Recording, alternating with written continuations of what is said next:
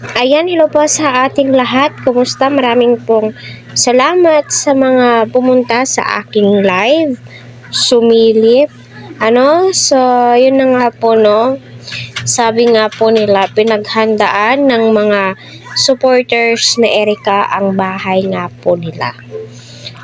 Kahit na wala na po siya sa paglingap nila Kalingap Prab, kita naman po yung pagsusuporta ng mga fans po niya sa kanya.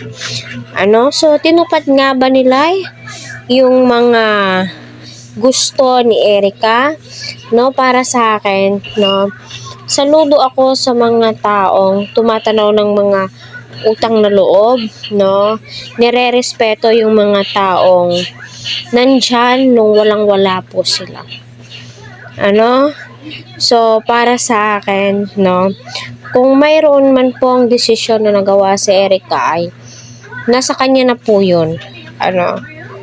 Ang dalangin ko lang, kagaya ng sinabi ni Kalingap Prab, na sana tuloy-tuloy, yung paglingap hanggang sa makatapos nga po ito. Kasi, kahit na scholar po itong si Erica, di mo naman po masasabi na libre po lahat yan.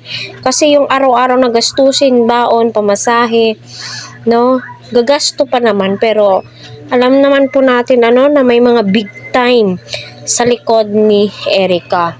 Hindi po yan siya bibitaw sa kalingap once na walang tutulong sa kanya. Yung alam niyang walang sasalo sa kanya. 'Di ba? Ika nga nila sa mga Bisaya is mindset yung gamitin po natin. Ngayong panahon na to, maging wise po tayo.